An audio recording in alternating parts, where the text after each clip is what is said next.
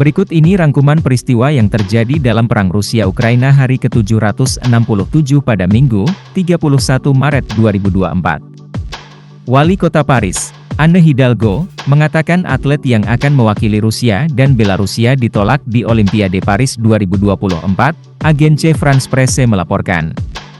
Saya mendapat informasi bahwa para atlet Rusia dan Belarusia tidak diterima di Paris dan kami memberitahu para atlet Ukraina serta rakyat Ukraina bahwa kami, Prancis, sangat mendukung mereka, ucap wali kota Paris itu dalam sebuah pesan video yang diposting di saluran YouTube Ukraina, United News.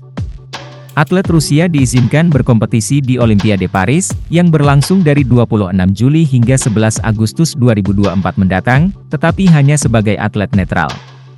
Sebagai tanggapan, Moskow melontarkan kritikan pedas kepada Komite Olimpiade Internasional, IOC. Pembatasan IOC terhadap atlet Rusia sama dengan neonazisme, ucap Rusia. Tahun lalu, NPR memberitakan bahwa IOC menyatakan tidak akan mengundang Rusia dan Belarusia ke Olimpiade 2024 di Paris.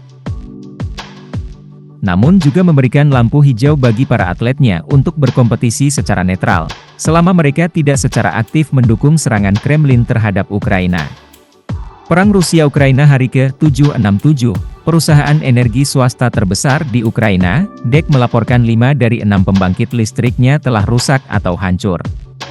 Sekitar 80% kapasitas pembangkitnya hilang setelah diserang Rusia 2 minggu lalu.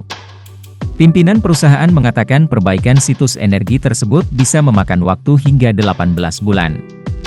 Dalam komentarnya, Presiden Ukraina, Volodymyr Zelensky menyebut Rusia melakukan serangan keji terhadap situs energi Ukraina. DEX memasok sekitar seperempat kebutuhan Negra, telah berulang kali terkena serangan rudal, drone, dan artileri Rusia sejak perang meletus tahun 2022. Menteri Pertahanan Perancis, Sébastien Lecornu mengatakan Paris berencana mengirimkan pengangkut personel lapis baja dan rudal anti pesawat sebagai bagian dari paket bantuan baru ke Ukraina dalam perang melawan Rusia. Untuk mempertahankan garis depan, tentara Ukraina memerlukan kendaraan VAB kami, kata Sébastien Lecornu. Lecornu menegaskan bahwa kendaraan VAB itu sangat penting untuk membantu mobilitas pasukan Ukraina.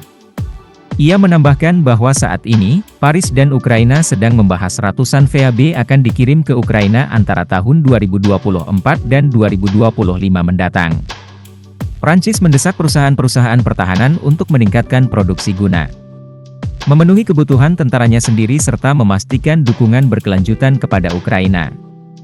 Diplomat asing di Rusia meletakkan bunga di lokasi serangan terhadap gedung konser di pinggiran kota Moskow. Berdasarkan data yang terkumpul terakhir, jumlah korban tewas serangan teror di Moskow mencapai 144 orang.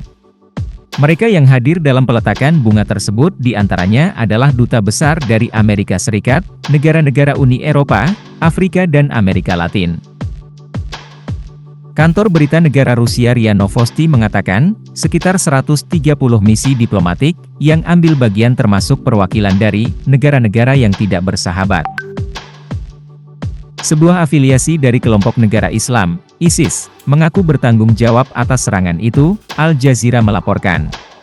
Serangan teror yang terjadi pada Jumat, 22 Maret 2024, kemarin, tercatat sebagai serangan paling mematikan di Rusia dalam beberapa tahun terakhir.